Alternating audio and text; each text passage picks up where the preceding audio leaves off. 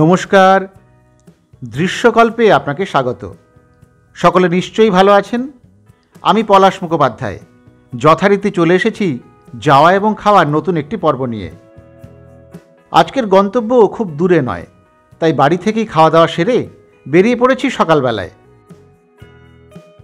দমদম থেকে ধরে নিয়েছি ট্রেন, যাচ্ছি শ্যামনগর। না, শ্যামনগর আমার গন্তব্য নয়। সেখান থেকে গঙ্গা পার হয়ে ওপাশে ভদ্রেশ্বর হলো আমার আজকের গন্তব্য। ভদ্রেশ্বর একসময় ছিল পূর্বাঞ্চলের সবচেয়ে বড় গঞ্জ বা বাণিজ্য কেন্দ্র। কালনা থেকে কলকাতার মধ্যে এত বড় গঞ্জ কোথাও ছিল না। এখান থেকে প্রায় মাইল 50 ব্যাসার্ধের মধ্যে গোটা অঞ্চলে চাল, ডাল, খাদ্যশস্য, লবণ, পাট, রেশম ইত্যাদি সরবরাহ করা হতো। ভদ্রেশ্বরে একসময় ছিল ড্যানিশ অর্থাৎ ডেনমার্কের অধিবাসীদের কুঠি, যে কারণে ভদ্রেশ্বরের ডাকনাম ছিল দিনেমারডাঙ্গা। ঠিক যেমন ফরাসিদের কারণে চন্দননগরের আরেক নাম ফরাসডাঙ্গা। পরে দিনেমারডাঙ্গার দক্ষিণ পূর্ব অঞ্চলে জার্মান এবং অস্ট্রিয়ান বণিকদেরও কুঠি তৈরি হয়েছিল। ইংরেজ এবং ফরাসি কোম্পানির সঙ্গে বাণিজ্য আর অস্ত্রের প্রতিযোগিতায় টিকতে না পেরে ধীরে ধীরে বাকি সব ইউরোপীয় কোম্পানি বাধ্য হয়েছিল বাংলা থেকে চলে যেতে।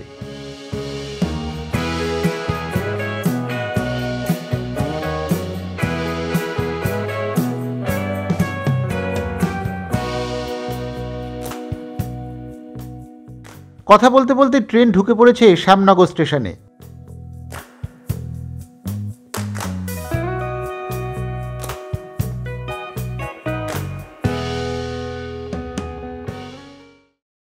এবার এখান থেকে আমি যাব খেয়াঘাটে। স্টেশন থেকে খেয়াঘাট মাত্র 2 মিনিটের হাঁটা পথ। চলে এসেছি শ্যামনগরের খেয়াঘাট বা ফেরিঘাটে। টিকিট কেটে এবার উঠে পড়া যাক লঞ্চে। নদীর ওপারে ভদ্রেশ্বরের তেলেনিপাড়া ঘাট, সেখান থেকে আমার দেখা শুরু হবে।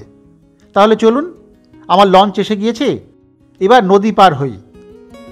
যেতে যেতেই সামান্য জেনে নিই ভদ্রেশ্বর সম্পর্কে।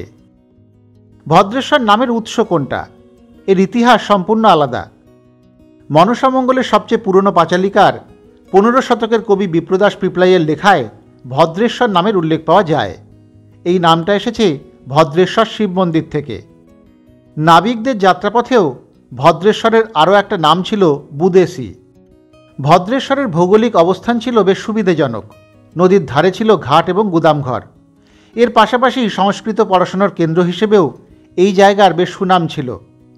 চন্দননগরে যেমন ফরাসি বণিকেরা আসে, ভদ্রেশ্বরে ঘাটি গেড়ে ব্যবসা করতে শুরু করে বেলজিয়ান বা ফ্লেমিশ বণিকেরা। সালটা মোটামুটি 1720 থেকে 1725-এর মধ্যবর্তী সময়ে। কয়েক বছর পর তারা আবার চলে যায় নদীর ওপারে। ফ্লেমিশরা চলে যাওয়ার পরে ভদ্রেশ্বর অঞ্চলটি ব্রিটিশদের দখলে আসে। 1876-এ প্রকাশিত ডব্লিউ হান্টারের লেখা আ স্ট্যাটিস্টিক্যাল অ্যাকাউন্ট অফ বেঙ্গল বইয়ের 3য় খণ্ডে ভদ্রেশ্বর থেকে বাণিজ্যের বাড়বাড়ন্তের কথা রয়েছে।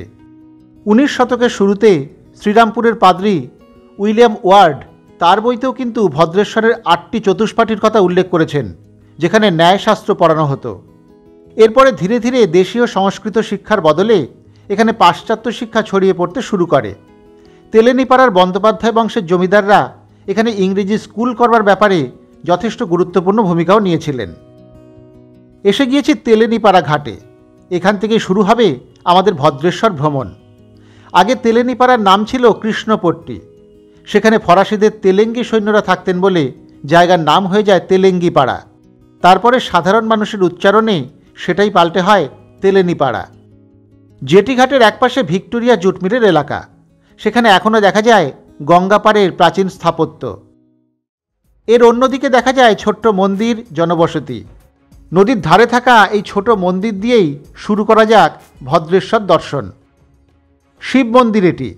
অন্য দেবতারা আছেন বটে, তবে মূলত শিবেরই মন্দির। ভিতরে রয়েছে শিবলিঙ্গ, ছিমছাম ছোটোখাটো মন্দির। তবে এর অবস্থানটি বেশ ভালো। গঙ্গার একেবারে ধারে এই মন্দির। মন্দিরের ছাদে ওঠা যায়। সেখান থেকে নদীর শোভা দেখা যায় খুব ভালোভাবেই। আমিও সেটাই দেখছিলাম।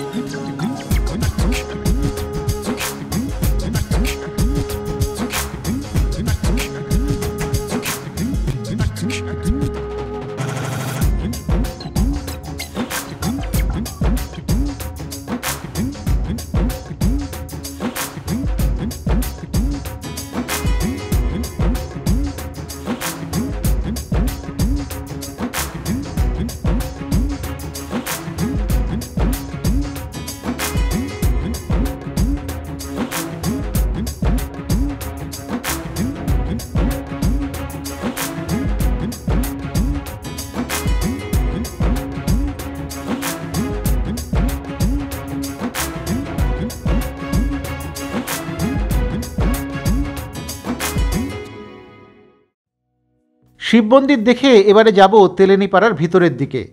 পায়ে হেঁটেই চলেছি, যেটি থেকে খুব বেশি দূর নয়।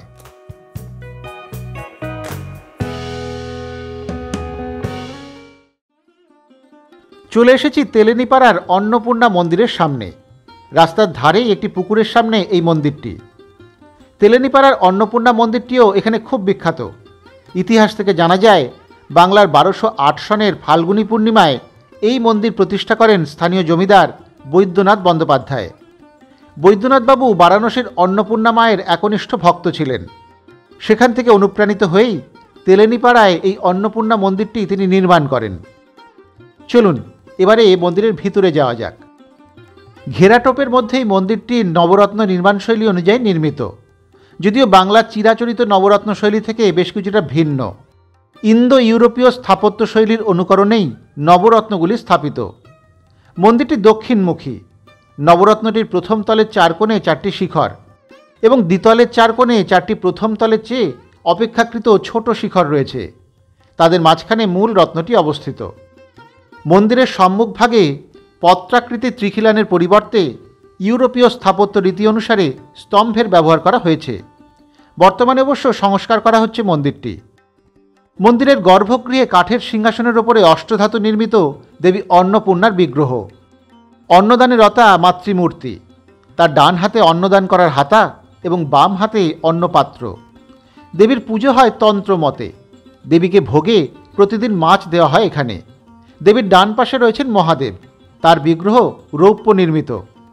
দেবাদিদেব মহাদেবের বাম হাতে শিঙা এবং ডমরু, ডান হাতে রয়েছে ভিক্ষাপাত্র। এছাড়া মন্দিরে লক্ষ্মীনারায়ণ মূর্তি এবং আলাদা করে দেবী লক্ষ্মী এবং সরস্বতীর মূর্তিও রয়েছে। মন্দিরে নারায়ণশিলাও বিরাজমান।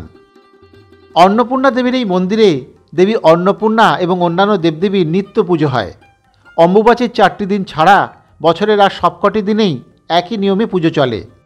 অন্নপূর্ণা পুজো এবং শিবরাত্রির সময় এখানে বিপুল সংখ্যক ভক্তের সমাগম হয়। এই মন্দিরে দুর্গাপুজো এক উৎসব। দুর্গাপুজোর সময়ে অন্নপূর্ণা দেবীর মন্দিরে 10 দিন ধরে দুর্গাপুজো চলে। পুজোর দিনগুলিতে মন্দিরের অন্নপূর্ণার সঙ্গে দেবী দুর্গাও পূজিত হন। মহাসপ্তমীর দিনে দেবীকে 52 পদের ভোগ নিবেদন করা হয়। মন্দিরের প্রবেশদ্বারের পাশেই রয়েছে রথ। বৈশাখ মাসে অক্ষয় তৃতীয়া তিথিতে এই মন্দিরে রথযাত্রা অনুষ্ঠিত হয়। তেলেনীপাড়ার এই রথযাত্রা ভদ্রেশ্বরের ঐতিহাসিক এক উৎসবে এখন পরিণত হয়েছে। অক্ষয় তৃতীয়া তিথিতে দেবী অন্নপূর্ণা এবং মহাদেবকে পিতলের এই নবরত্ন রথে বসিয়ে মন্দিরের নিকটস্থ এলাকায় পরিক্রমা করানো হয়। বন্দ্যোপাধ্যায়দের জমিদারি এখন আর নেই, তবে এই অঞ্চলেই ছড়িয়ে ছিটিয়ে রয়েছেন তাদের বিভিন্ন বংশধরেরা।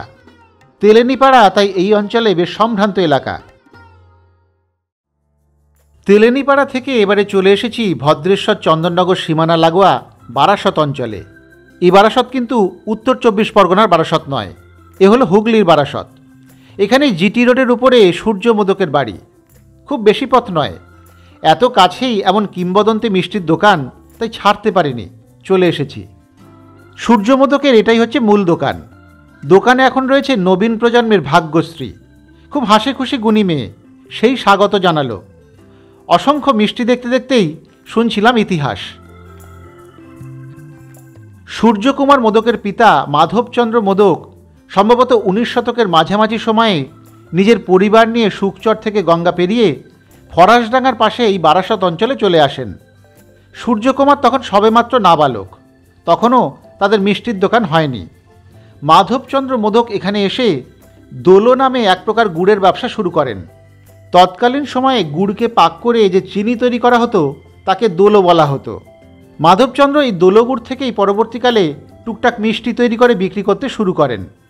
কালক্রমে তিনি মিষ্টান্ন ব্যবসায়ে উন্নতি করেন এবং এই বারাসাত অঞ্চলেই একটি মিষ্টির দোকান চালু করেন। কিশোর সূর্যকুমার এই সময় বাবার কাছে পৈতৃক ব্যবসায় হাতেখড়ি লাভ করে এবং মিষ্টান্ন তৈরির কারিগরি শিক্ষার হাতে কলমে পাঠও লাভ করেন। সেকালে মূলত কদমা, মঠ, মন্ডা ইত্যাদি মিষ্টি প্রচলিত ছিল। 19 শতকের মাঝামাঝি সময়ে মিষ্টির দোকানে ছাঁচের ব্যবহার শুরু হওয়ার পর বিভিন্ন ডিজাইনের সন্দেশের প্রচলন হয়। সুবিখ্যাত জলভরা তালসার সন্দেশ আসে তার কিছুটা পর। সূর্যকুমার মোদক কেবল একজন মিষ্টান্ন ব্যবসায়ী ছিলেন না, তার ভিতরে শিল্পবোধে সহজাত প্রতিভাও ছিল। শুধু তাই নয়, তার হাতের আঁকাও নাকি ছিল চমৎকার। মাটি এবং কাঠের ছাঁচও তিনি নিজের হাতেই বানাতেন বলে শোনা যায়। পাশাপাশি সাহিত্য এবং কাব্যচর্চাও করতেন তিনি। এই জল ভরা সন্দেশ তৈরির পিছনে আছে একটি চিত্তাকর্ষক কাহিনী। সেটা বরং শুনে নিই ভাগ্যশ্রীর কাছ থেকে, পাশাপাশি জেনে নিই আরও কিছু গৌরবের কথা। 1290 বা যেটাকে বলবো, ধরুন 1290 বলছি বঙ্গাব্দ, ওই সময় তেলিনী পাড়ার যে জমিদার ছিলেন তিনি সূর্যমোদককে বললেন যে এমন একটি মিষ্টি বানাও যেটা জামাই আমার ঠকে। আগেকার দিনে জামাই ষষ্ঠী বা জামাই ঠকানোর একটা রেওয়াজ ছিল। তো সূর্যমোদক চিন্তা করলেন যে এমন একটা মিষ্টি বানাতে হবে যেটা খেলে জামাই ঠকবে। তো জল ভরা তালশাঁসটা সবাই দেখবেন বলে জল ভরা তালশাঁস সন্দেশ। তালশাঁসের যে আকৃতি আর তালশাঁসের ভেতরটা আমরা ফাটালেই দেখতে পাই জল আছে। তো সেইটাকে মাথায় রেখে সূর্যকুমার মোদক বানালেন হচ্ছে জল ভরা সন্দেশ। ভেতরে চিনির রস আর গোলাপ জল দিয়ে জল ভরা সন্দেশটা বানিয়ে জমিদার বাড়িতে পাঠালেন। এবার যখনই জামাই মুখে দিয়ে ওটাকে খেতে গেল, ভাঙলো, তার গরদের পাঞ্জাবিতে পড়লো, হাসির একটা রোল উঠলো। এইভাবে জলভরা সন্দেশের আবিষ্কার, বা বলতে পারেন এটাই সূচনা। তো জলভরা তালশাঁস সন্দেশ এইটাই কারণ, নামকরণ, যে তালশাঁসের মতো আকৃতি দিয়ে শুরু বলে জলভরা তালশাঁস সন্দেশ। হ্যাঁ, আমাদের ঐতিহ্যর মধ্যে একটি মিষ্টি হচ্ছে মতিচুর সন্দেশ, যেটি রবীন্দ্রনাথ স্বয়ং নিজে নামকরণ করেছিলেন। কারণ ওই সন্দেশটি আপনি যত খাবেন তত ভেতরে রস, মানে যতক্ষণ চেবাবেন ততক্ষণ রস, তাই জন্য ওই সন্দেশটি, আর ওই সন্দেশটি সাদা হয় একদম, ওই জন্য ওটা মতিচুর। এছাড়া ক্ষীরপুলি সন্দেশ, নরম পাকের ক্ষীরপুলি সন্দেশের কোনো বিকল্প নেই। আর এই নরম পাকের সন্দেশ আপনি 5 বছরের বাচ্চাকেও খাওয়াতে পারেন, এইটা ক্ষীরপুলি সন্দেশ। এছাড়া আমাদের এখন নতুন প্রজন্ম, নতুন কিছু ফিউশন মিষ্টি খুব চাহিদা, সেই ক্ষেত্রে আমরা বানাই সন্দেশের পাতুরি। সন্দেশের পাতুরি একদম ঘিয়ে ভাজা, যেরকম মাছের পাতুরি সেরকম সন্দেশের পাতুরি, ওর নামই অমৃত পাতুরি। তো ওইটি আমরা বানাই। এছাড়া রাজনন্দিনী বলে একটি ক্রিমের মিষ্টি আছে, যেটি আমাদের খুব জগৎ বিখ্যাত। তো এইগুলোই, আর জল ভরা তো আছেই, ওটার তো, বা এখন শীতের সময় গুড় ভরার তো কোনো বিকল্প নেই। এইগুলোই আমাদের। সূর্যকুমারের জল ভরার সঙ্গে বাকি জায়গার জল ভরার প্রধান পার্থক্য হলো সূর্যকুমারের জল ভরা দাঁড়িয়ে থাকে, ফলে ছানার মিশ্রণটির গুণগত বৈশিষ্ট্যের ওপরে এটি বিশেষভাবে নির্ভর করে। অন্যান্য অনেক দোকানে জল ভরা সন্দেশ শুইয়ে রেখে পরিবেশন করা হয়।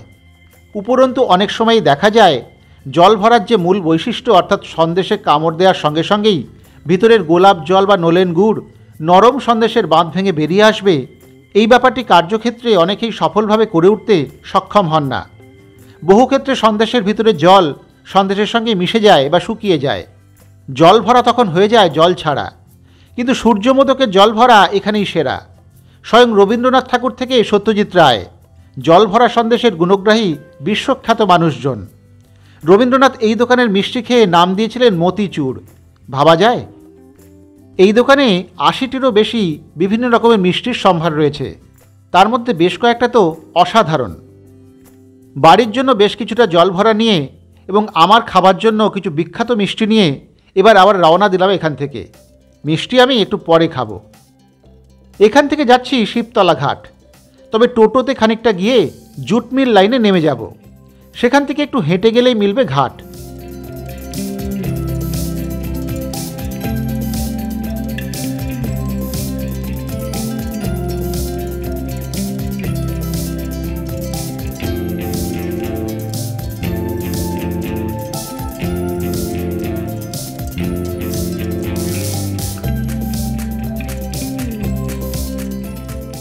টোটো থেকে নেমে শুরু করে দিয়েছি হাঁটা। হেঁটে যেতে খারাপ লাগে না, দেখতে দেখতে যাওয়া যায় বেশ।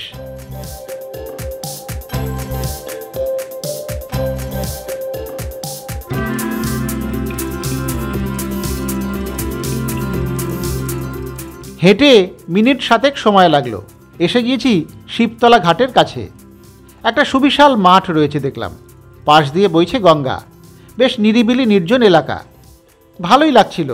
মাঠের এক কোনায় শিবতলা ঘাট। শিবতলা ঘাটটি বেশ পরিষ্কার পরিচ্ছন্ন। ঘাটে ঢুকেই নজরে পড়ে বিশাল এক অশ্বত্থ গাছ, তাকে ঘিরে এখন পূজা অর্চনা চলছে দেখলাম।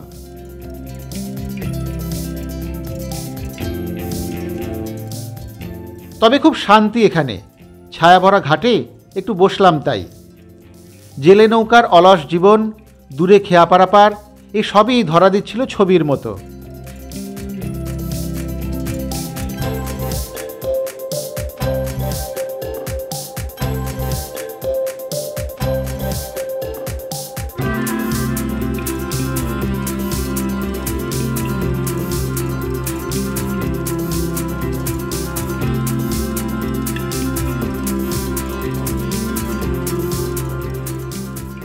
ঘাটের পাশেই ছোট্ট একটা বাগান, সেখানেও দেবতাদের ভিড়।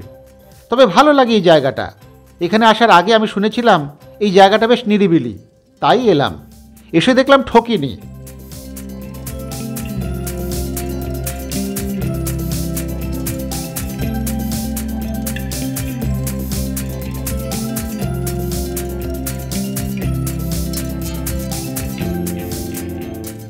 গঙ্গার পাশ দিয়ে সুন্দর পথ এগিয়েছে, পথের পাশে গাছের সারি। এখান দিয়ে একটু না হাঁটলে এ পথের অমর্যাদা করা হয়। আমিও তাই আনমনে এগোলাম সামনের দিকে। ঝকঝকে রোদ, পাশে স্রোতস্বিনী গঙ্গা, হালকা বাতাস, সব মিলিয়ে মনটা বেশ ফুরফুরে লাগছিল।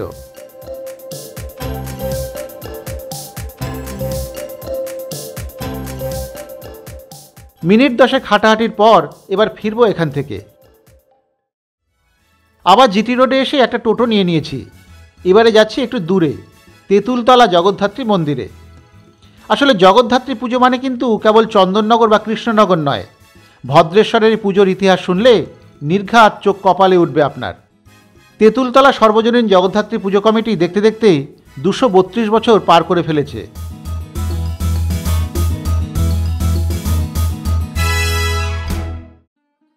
এসে গিয়েছি জিটি রোডের ধারেই থাকা তেঁতুলতলা সর্বজনীন জগদ্ধাত্রী পূজা মণ্ডপে।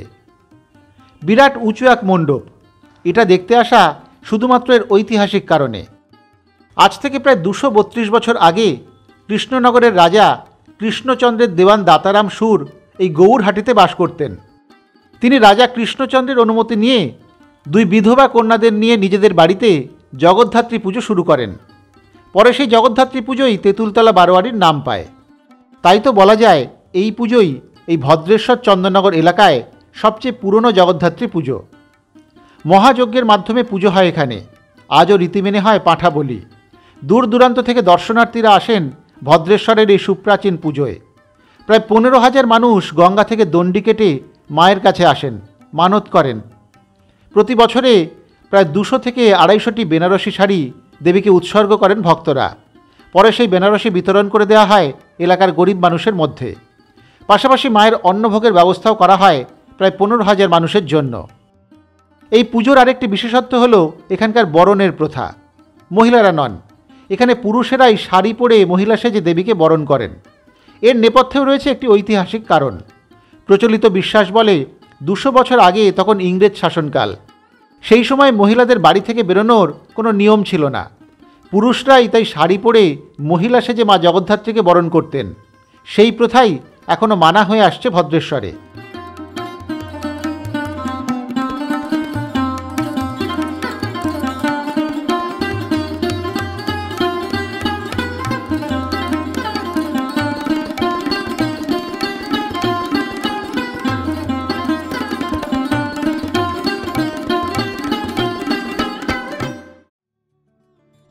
তেঁতুলতলা থেকে মিনিট 7 হেঁটে এবারে চলে এসেছি শ্যামসুন্দর ঘাটে। পাশেই শ্যামসুন্দর মন্দির, তারই নামানুসারে এই ঘাটের নাম শ্যামসুন্দর ঘাট। এটিও নিরিবিলি সুন্দর ঘাট। ঘাটের পাশেই গাছগাছালির ছায়া। এই ঘাটটিও বেশ পছন্দ হলো আমার। এখানেও খানিক সময় দেওয়া যেতেই পারে।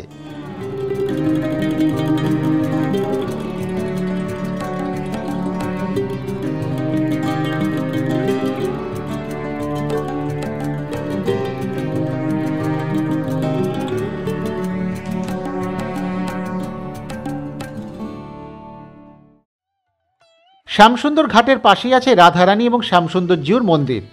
পুরনো একটা বাড়ি, এর ভিতরেই আছে মন্দিরটি। চলুন তাহলে ভিতরে যাওয়া যাক।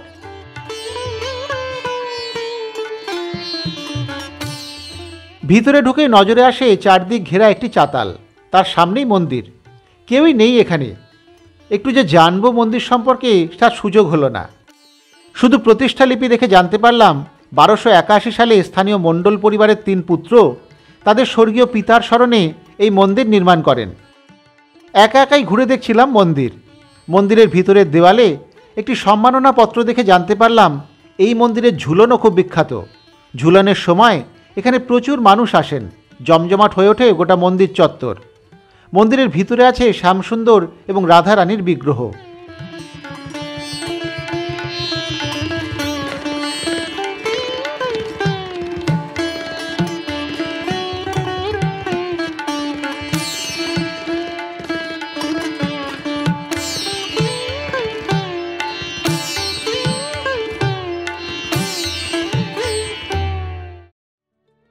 শ্যামসুন্দর মন্দির দেখে আবার পথে আমি যাচ্ছি পাশেই থাকা তটিনী ঘাটে।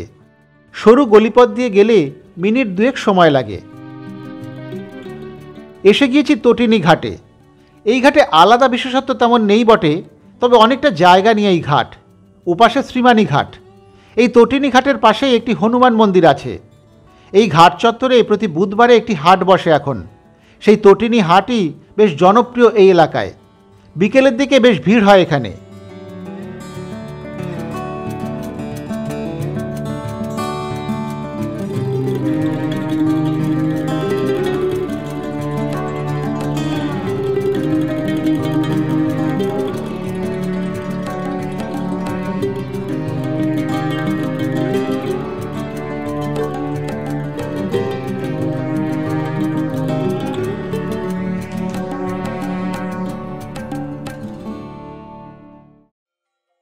এবারে এসেছি ভদ্রেশ্বরনাথ মন্দিরের সামনে। তটিনী ঘাট থেকে জিটি রোড পার করেই এই মন্দির, হেঁটে মিনিট 2 পথ। জনশ্রুতি আছে ত্রেতাযুগে যখন বিষ্ণুর অবতার রামচন্দ্র আবির্ভূত হয়েছিলেন, এখানে মহাদেব তখন লিঙ্গের রূপ নিয়ে মাটি থেকে উঠে আসেন। শিব পুরাণে এবং মহালিঙ্গেশ্বর তন্ত্রের শিব পার্বতী সংবাদে ভদ্রেশ্বরনাথ শিবলিঙ্গের উল্লেখ রয়েছে। কিন্তু সেই শিবলিঙ্গ কিভাবে এখানে প্রতিষ্ঠিত হলো তার কোনো ইতিহাস কিন্তু জানা যায় না। মন্দিরে কোনো প্রতিষ্ঠালিপি নেই, তাই সঠিক প্রতিষ্ঠাকাল বলা মুশকিল। কারো কারো মতে এই মন্দির 500 বছরেরও বেশি পুরনো, কারণ বিপ্রদাস পিপলাইয়ের রচনাতে ভদ্রেশ্বরের উল্লেখ মেলে। আবার কেউ কেউ মনে করেন এই মন্দিরটি প্রায় 2 শতাধিক বছরের প্রাচীন। ভদ্রেশ্বরের তেলেনীপাড়ার বন্দ্যোপাধ্যায় বংশীয় জমিদারদের বংশ পরিচয়ে উল্লেখ আছে যে এই বংশীয় জমিদারেরাই ভদ্রেশ্বরনাথের মন্দির এবং এর কাছাকাছি মা অন্নপূর্ণার মন্দির প্রতিষ্ঠা করেছিলেন। তেলেনীপাড়ার মা অন্নপূর্ণার মন্দিরটি, যেটি আমরা একটু আগে দেখে এসেছি, সেটি 1801 সালে প্রতিষ্ঠিত। এই ভদ্রেশ্বরনাথ শিব মন্দিরটিও আনুমানিকের কাছাকাছি সময় নির্মিত বলেই ধারণা করা যেতে পারে। মন্দিরের গর্ভগৃহে আছেন স্বয়ম্ভু শিব। অসংখ্য ভক্তের ভিড়। সামান্য নিচে রয়েছে শিবলিঙ্গটি। আজ পুজো দেওয়ার ভিড় বলে সেই লিঙ্গ অনেকটাই ফুলে ঢাকা, না হলে দেখা যেত লিঙ্গের মাথাটিতে একটি ফাটল বা ক্ষতচিহ্ন। এ নিয়েও নানা মতভেদ আছে। কেউ বলেন মাটির নিচে থাকা লিঙ্গটি বেদবন পরিষ্কার করতে গিয়ে কোদালের আঘাতে আঘাতপ্রাপ্ত হয়েছে। আবার কেউ বলেন বহু বছর আগে এই লিঙ্গের মাথায় থাকা একটি মণি চুরি করতে যান এক সন্ন্যাসী। তিনি আঘাত করে সেই মণি উচ্ছেদ করেন। পরে অবশ্য তিনি অজ্ঞাত কারণে মারাও যান। এমন নানান লোকগাথা রয়েছে এই ভদ্রেশ্বরনাথকে ঘিরে। জনশ্রুতি অনুসারে বর্ধমানের মহারাজা ভদ্রেশ্বরনাথ শিবলিঙ্গ তুলে বর্ধমানে নিয়ে যেতে চেয়েছিলেন, কিন্তু সেই প্রক্রিয়া শুরু করার পরে সেই রাত্রেই তিনি ভদ্রেশ্বরনাথের স্বপ্নাদেশ পেয়ে এই কাজ থেকে বিরত হন। উপরন্তু ভদ্রেশ্বরনাথের আদেশে তিনি এখানে একটি ছোট মন্দিরও নির্মাণ করে দেন। সময়ের পরিসরে এবং রক্ষণাবেক্ষণের অভাবে মন্দির গৃহ জীর্ণ এবং ভগ্নদশা হলে তেলেনীপাড়া বা পাইকপাড়ার রামপ্রসাদ সিংহ 1948 সালে শ্যামনগর নর্থ জুট মিল কর্তৃপক্ষের সঙ্গে যৌথ উদ্যোগে ভদ্রেশ্বরনাথ শিব মন্দির এবং অন্নপূর্ণা মাতার মন্দির দুটি সংস্কার করান। দেখাশোনার অভাবে সেই মন্দিরও ধীরে ধীরে ভেঙে পড়তে থাকে। পরবর্তীকালে সখীবালা দাস নামে এক ভক্ত নতুন করে এখানে মন্দির তৈরি করেন। নিঃসন্তান বিধবা সখীবালার বাবা ছিলেন ধনী ব্যবসায়ী শ্যামসুন্দর মণ্ডল।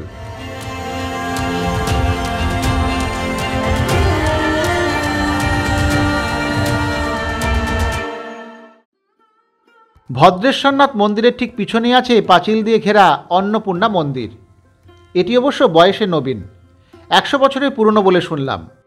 বন্দ্যোপাধ্যায় পরিবারের এক সদস্য এটি তৈরি করেন। ভিতরে ঢুকে একটু ফাঁকা জায়গা, তারপরেই একটা উঁচু বেদির ওপরে একতলা মন্দির। মন্দিরের স্থাপত্যে তেমন কোনো বৈশিষ্ট্যই নেই। মন্দিরের গর্ভগৃহে উঁচু বেদির ওপরে রয়েছেন মা অন্নপূর্ণা এবং শিব।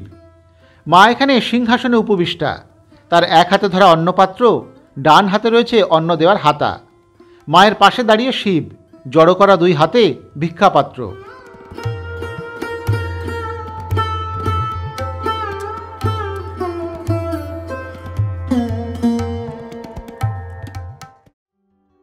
ভদ্রেশ্বরনাথ মন্দির দেখে এবার আমরা চলে এসেছি ভদ্রেশ্বর স্টেশনের পশ্চিম দিকে। সেখান থেকে ধরে নিয়েছি একটি টোটো। স্টেশনের এই পশ্চিম দিকে এলাম কারণ এবার আমার প্রকৃতি ভ্রমণের পালা। এতক্ষণ তো বিভিন্ন দ্রষ্টব্য সবই ছিল ঘনবসতির মধ্যে। এবার নিরিবিলি নির্জনে প্রকৃতির সঙ্গে কিছুটা সময় কাটানোর পালা। তাই তো চলেছি ধিতারা হয়ে দিল্লি রোডের দিকে।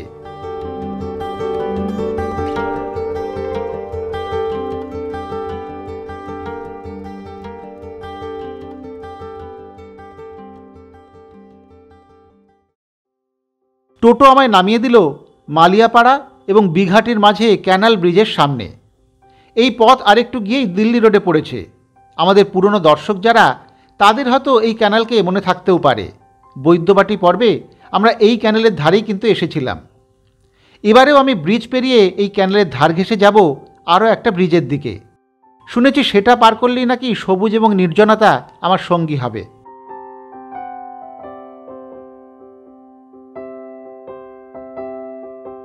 পিচ ঢালা পথ ধরে এগোচ্ছি আমি।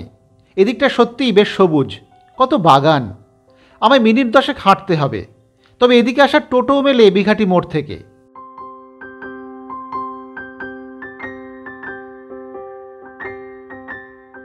মিনিট 10 মধ্যেই দেখলাম পৌঁছে গেছি সেই সরু ছোট্ট ব্রিজের সামনে। এবার এই ব্রিজ পার করে ওপারে যাব আমি।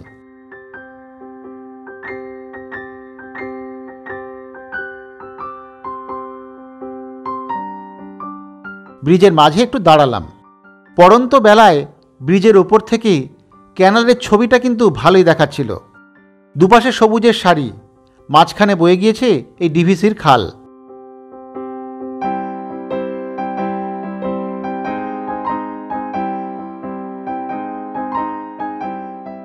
খাল পার করে এপাশে এসে একটু এগোতেই বদলে গেল দৃশ্যপট। সত্যি এদিকটা দারুণ। এখানে এসে মনেই হচ্ছিল না মিনিট 2 আগেও আমি লোকালয়ের মধ্যে ছিলাম।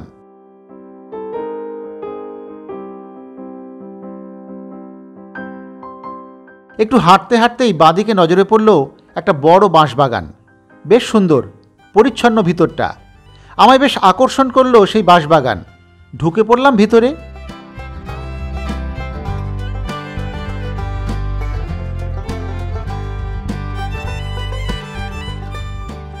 অনেকটা বড় বাগান, হাঁটতে ভালোই লাগছিল। কেউ কোথাও নেই এখানে।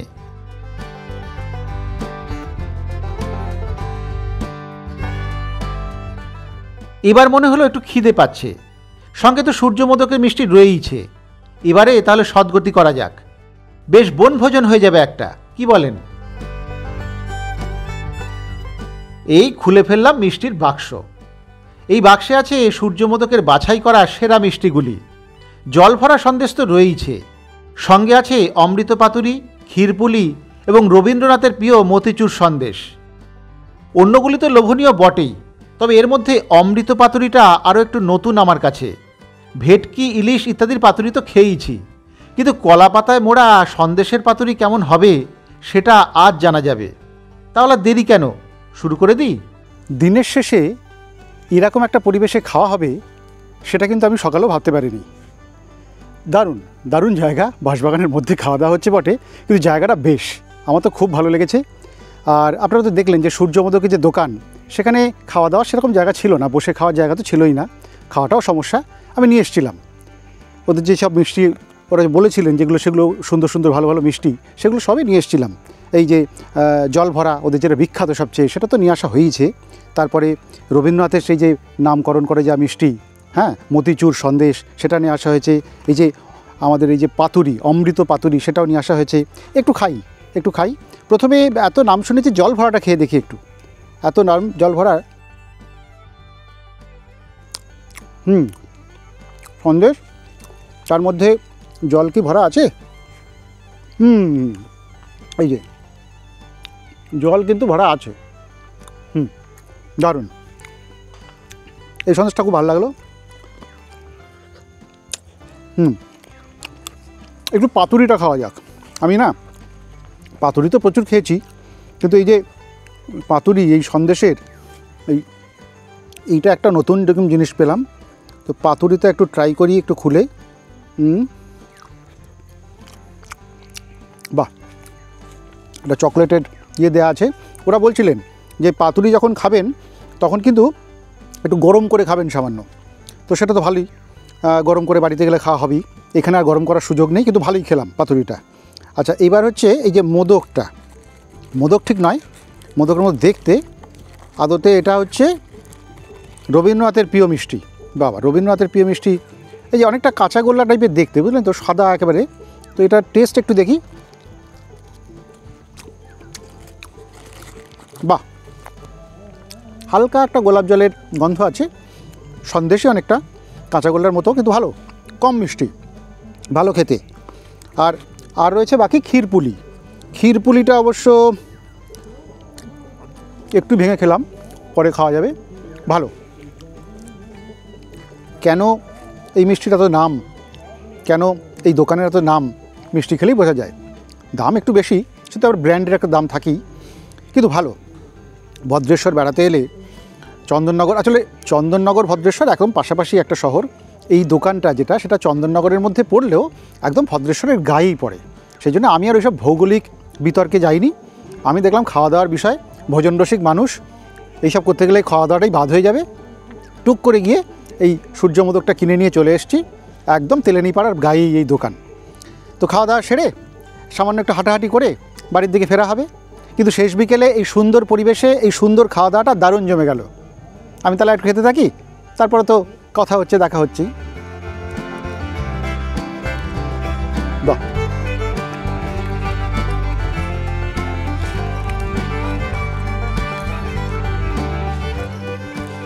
তা যা বলছিলাম, বাঁশবাগানে মিষ্টি খাওয়া সে এক অনবদ্য অভিজ্ঞতা, সেটাও আজ হয়ে গেল আমার। তা আবার যে সে মিষ্টি নয়, বিখ্যাত মিষ্টি, তবে দারুণ খেতে কিন্তু সবকটি মিষ্টি। সব মিলিয়ে মন্দ তো হলোই না, বলা যায় বেশ ভালোই হলো তাহলে।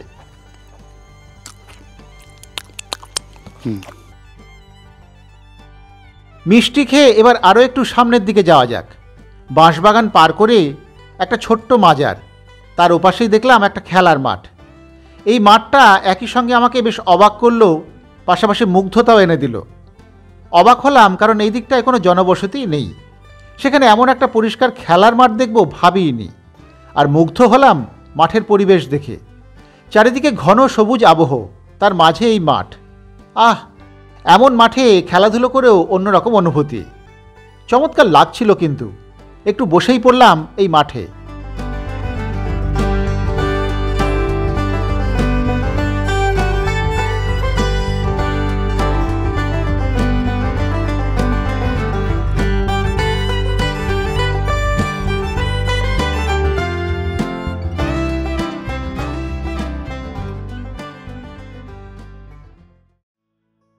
মাঠের পাশ দিয়ে গিয়েছে পায়ে চলা পথ, জঙ্গলের আরও গভীরে।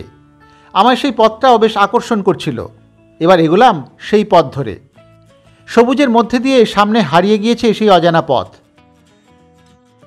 এখানে এসে মনে হলো এমন একটা প্রকৃতি তো আমি খুঁজছিলাম, এমন একটা পথেই তো হাঁটতে চাইছিলাম। কোনো এক আলাদিনের জিন এ যেন আমার ইচ্ছাকেই হাজির করেছে আমার সামনে।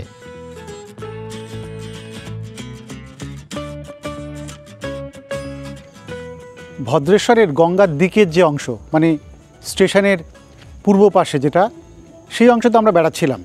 সেই অংশেই মূলত দ্রষ্টব্যগুলি সবই রয়েছে, যা যা আমরা দেখেছি সকাল থেকে। তারপরে আমরা এসেছি স্টেশনের পশ্চিম পাশে। এদিকটা মূলত কেউ আসেন না বেড়াতে অন্তত। আমাদের এক দিদি, আমাদের দর্শক, তিনি কিন্তু বলেছিলেন যে ভদ্রেশ্বর যদি যান তাহলে স্টেশন পেরিয়ে ধিতারার ওদিকে যাবেন, প্রচুর সবুজ পাবেন। তো সবুজের একটা আহ্বান দিদি আমাকে খোঁজ দিয়েছেন।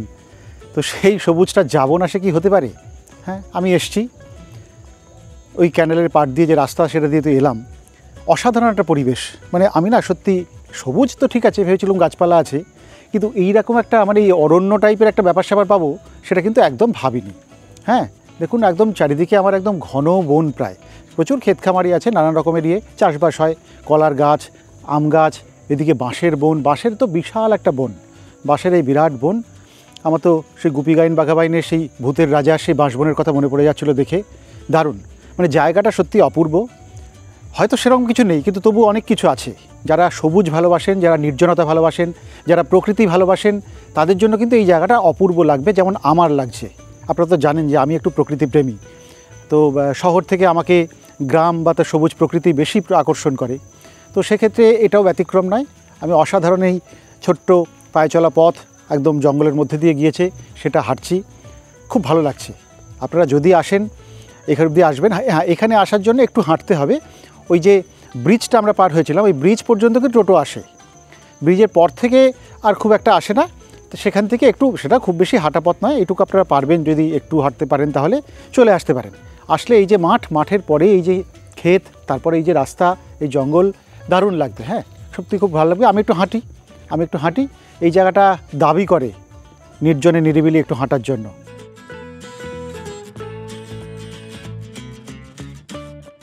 যিনি আমায় এদিকটায় আসতে বলেছিলেন আমাদের দর্শক, ভদ্রেশ্বরের বাসিন্দা মৌ আঁশ, তাকে অসংখ্য ধন্যবাদ। এদিকটা সত্যিই সবুজ এবং মনোরম। সারাদিন ঘোরাঘুরির পর এদিকে এসে যেন আরও একটু অক্সিজেন পেলাম।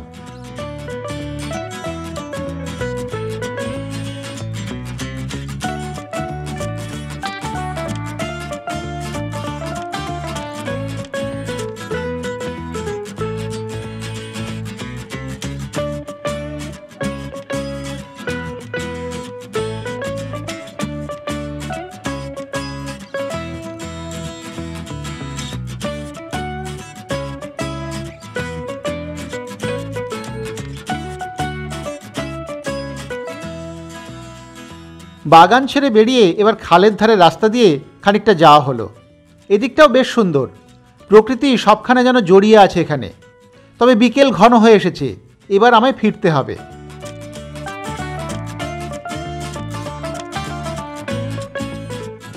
এখান থেকে তাই আবার শুরু করলাম ফিরতি পথে হাঁটা। পাশে রইল খাল। আমি এখান থেকে যাব ভদ্রেশ্বর স্টেশনে, সেখান থেকে টোটো নিয়ে যাব আবার সেই তেলেনীপাড়া ঘাট।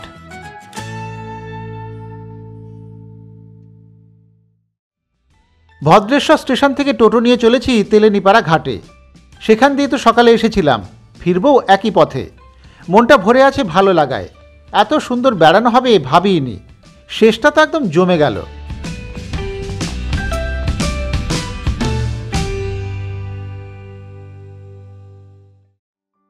চলে এসেছি তেলেনীপাড়া ফেরিঘাটে।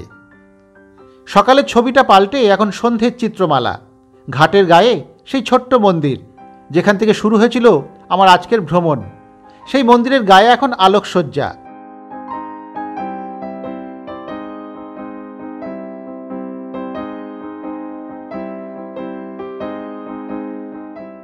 জেটি ঘাটের পথ বেয়ে আমি চলেছি গঙ্গা বক্ষের দিকে। সন্ধ্যের এই সময়টা বেশ লাগছিল, কিন্তু কুয়াশা জড়ানো হালকা শীতল আবহ। দূরে আমাদের লঞ্চ আসছে, ওপারে শ্যামনগরের আলো। সব মিলিয়ে ভালো লাগা আর একটা সুষম আবহ যেন।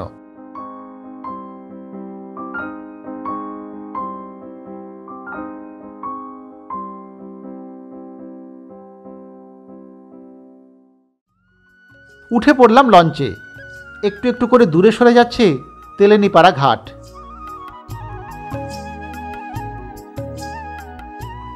এবারে আসি যাতায়াতের কথায়। ভদ্রেশ্বরে দুভাবেই আসা যায়। হাওড়া থেকে ট্রেনে এলে বৈদ্যবাটির পরের স্টেশন, আর ব্যান্ডেল থেকে এলে মানকুণ্ডুর পরের স্টেশন ভদ্রেশ্বর। অথবা আমার মতো শিয়ালদহ বা দমদম থেকে ট্রেন ধরেও শ্যামনগর দিয়ে গঙ্গা পেরিয়েও আপনি ভদ্রেশ্বরে যেতে পারেন। গাড়িতে বা বাইকে এলে জিটি রোড ধরে সরাসরি চলে আসা যায়, অথবা দিল্লি রোড ধরেও ভদ্রেশ্বরে আসা যায়। ভদ্রেশ্বরে বেড়াতে এলে থাকতে হয় না, তবুও কেউ থাকতে চাইলে পাশেই চন্দননগরে বেশ কিছু হোটেল পেয়ে যাবেন। আমি দুপুরে ভাত খাইনি, তবে এখানে ভাতের হোটেল এবং বেশ কিছু রেস্টুরেন্ট আছে। দিল্লি রোডের দিকে গেলে তো বেশ কিছু ধাবাও মিলে যাবে, খাওয়ার কোনো অসুবিধাই হবে না।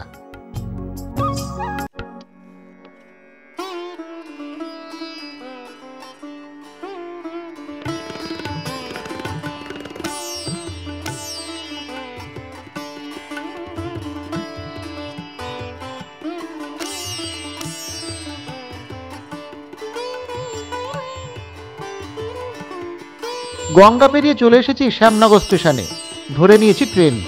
এবারে সোজা দমদম।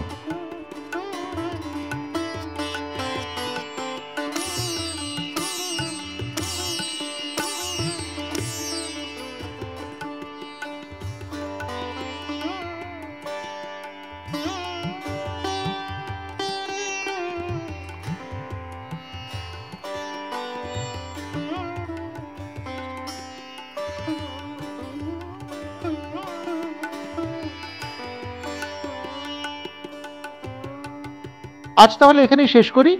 আবার পরের বুধবারে ফিরে আসবো অন্য কোথাও যাওয়া এবং খাওয়া নিয়ে। ততক্ষণ সকলে ভালো থাকবেন, সুস্থ থাকবেন, এভাবেই দেখতে থাকবেন দৃশ্যকল্পের ইউটিউব চ্যানেল।